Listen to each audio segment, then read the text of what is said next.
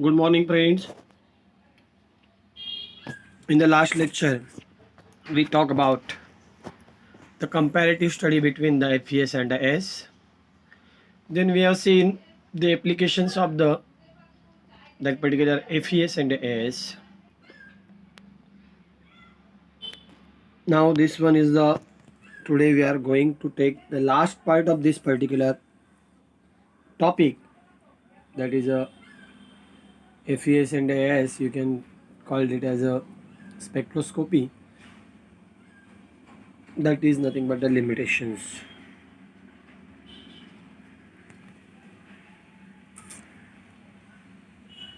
Before talking about the limitations of these two techniques, I will summarize again. In the very first lecture, we talk about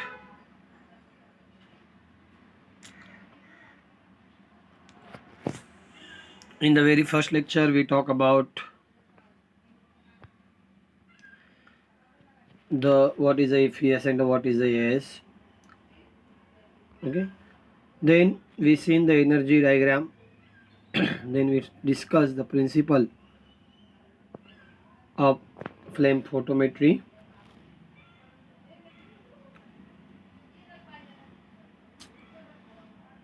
Okay. Then we come to see the instrumentation of the flame photometer. Then we have discussed the different components of the flame photometer. Okay, then we come to know the principle of this particular AS.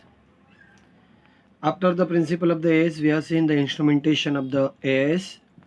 Then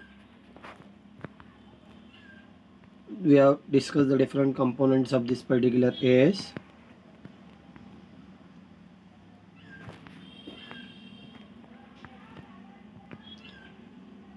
Then we have seen the quantification method that are used in the FES and AS.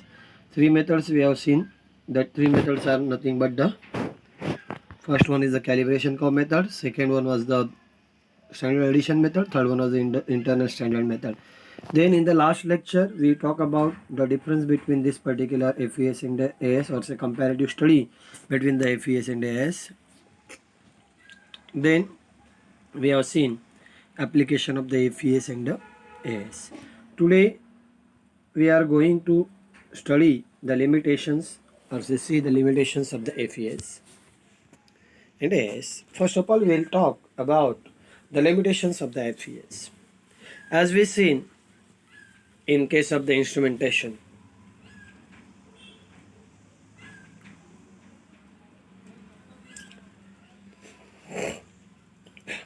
FES gives the total metal contained in the sample, but does not give any information about the molecular condition of the metal in the sample. See, what is the limitation? Very much important limitation is that this FES gives the total metal content in the sample, but it does not give the information about molecular condition of that particular metal in the sample. Got this point? This is the first limitation, which is very much important. This method cannot be used for determination of all the metals. Only group 1 and the group 2 elements are detected.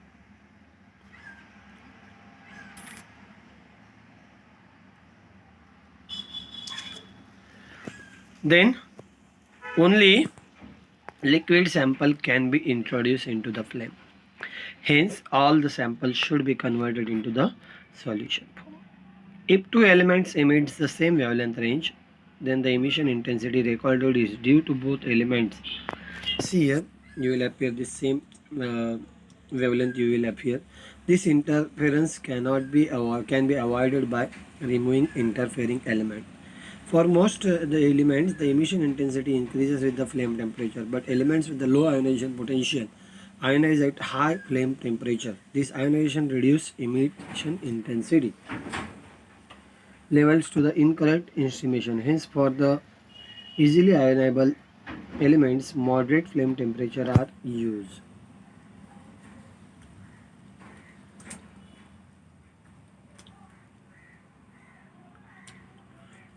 What is that?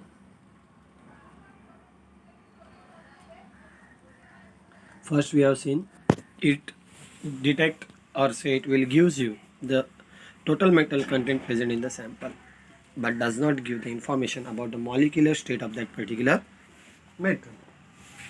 Okay. Then next, it cannot be used for the determination of all the metals. Generally, the group 1 and group 2 metals are detected. Only liquid sample can be introduced into the flame. Hence, all samples should be converted into the solution form. It is again the one of the limitations. If two elements emits the same wavelength, same wavelength range, then the emission intensity recorded is due to both the elements. Example is given, iron and magnesium. Then this interference can be avoided by removing interfering element.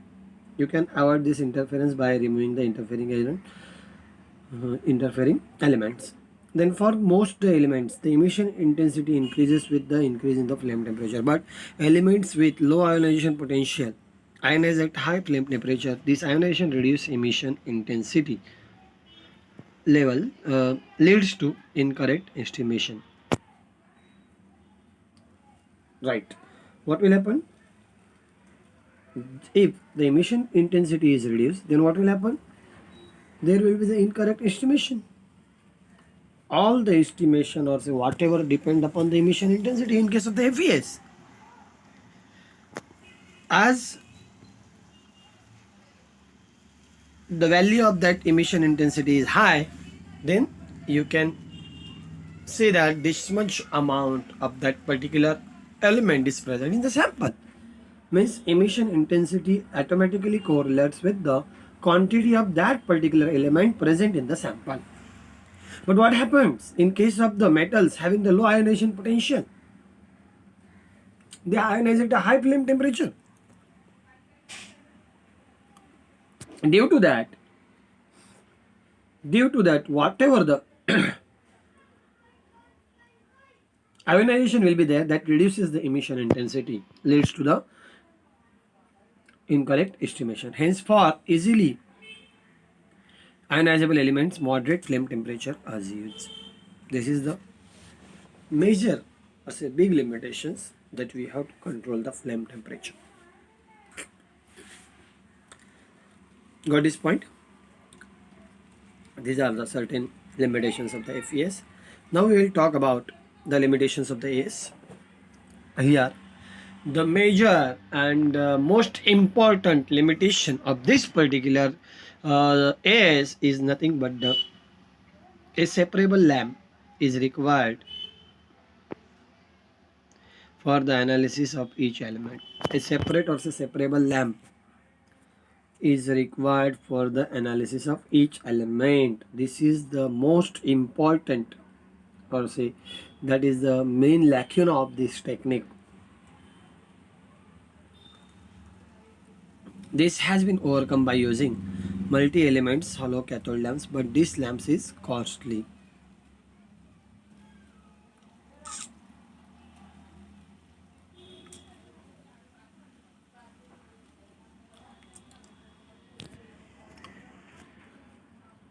Elements such as the lithium, sodium and potassium ionize easily within a flame. This ionization can be prevented by using the low temperature flame. This ionization weakens the absorption of light by the metal's atoms, leading to incorrect estimation. This D you have to replace by the B. Metals like the aluminum, titanium, tungsten, molybdenum, vanadium and the silicon are not ionized using AS because they form very stable oxides in the flame. These oxides can be dissociated using the nitrous oxide acetylene flame. If two elements in the sample absorb at the same wavelength, their simultaneous analysis becomes difficult. Example is Mn and gallium absorb at the 403.3 nanometer. This interference can be avoided by removing the interfering element. The role of solvent is important in AS. Elements in the aqueous solution are more difficult to atomize as compared to the elements in the non-aqueous solution. Hence, absorbance readings are less in aqueous medium which lowers the accuracy of estimation. What is that? First, very much important limitation. This is the lacune of this technique of nothing but the separate lamp will be required for the estimation of that each element. If copper is there, copper lamp should be there. If manganese is there, manganese lamp should be there. Like this. What is point? This has been overcome by using the multi-element solo cathode lamp, but multi-element cathode lamp is costly.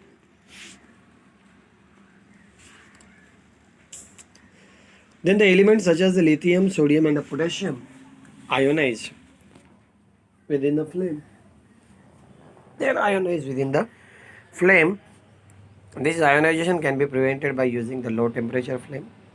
This ionization weakens the absorption of light by the metal atoms, leading to incorrect distribution.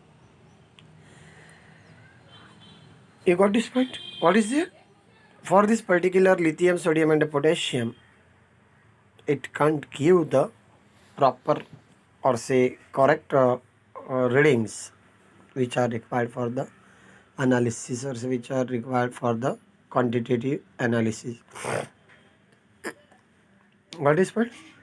Means what happens in that exactly? You can say very low temperature is required, and this ionization will weaken the absorption of this light by the metal atoms, leading to incorrect estimation. If proper absorption is not there, then what we will get on the reader means very we can say the weak signal will be there, and this weak signal will result that or say gives the information of the less amount of that particular element present in the sample, that we have to avoid. Now these metals, aluminum, titanium, tungsten, manganese, vanadium and silicon are not ionized using the S because they already form the very strong or stable oxides in the flame. These oxides can be dissociated using the nitrous oxide acetate in flame. This is very much important. This flame you have to use. Then, if two elements in the sample absorb at the same wavelength, in the sample, if the two elements are there and they are absorbing the same wavelength, then it is again very difficult to determine simultaneously. Example is given to you. Mn and gallium absorb at a 403.3 nanometer. This interference you can avoid by using or say removing the interfering element.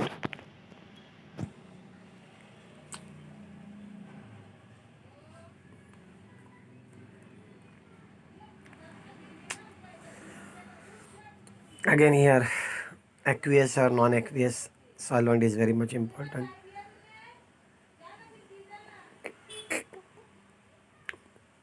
In the aqueous medium, it gives the less absorbance reading, and that's why lower accuracy of the estimation is there.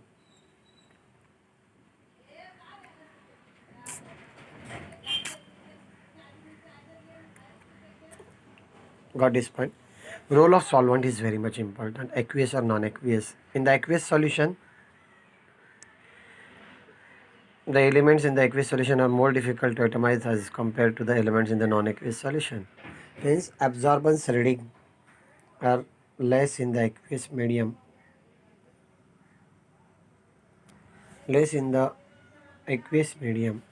which lowers the accuracy of the estimation.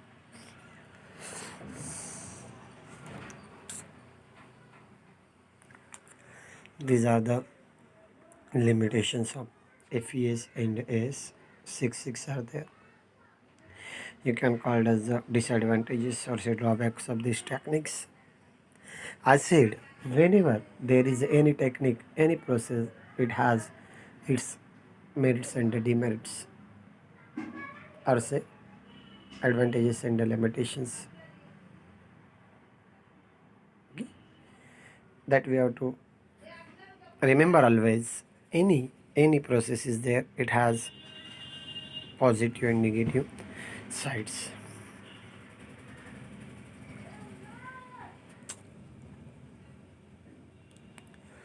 I think so you got these particular limitations. Very simple limitations are there. Please go through these limitations well. If you are not getting this part, I will explain it again. Okay, no problem. But first of all, try to read it. Always I said that the reading is very much important. Whenever you read when you read this particular thing, then it is very easy to remember and it is very easy to recall that. Very simple things are there. Just a daily reading should be there. If you are not getting, you can ask. Today we will stop here. Thank you.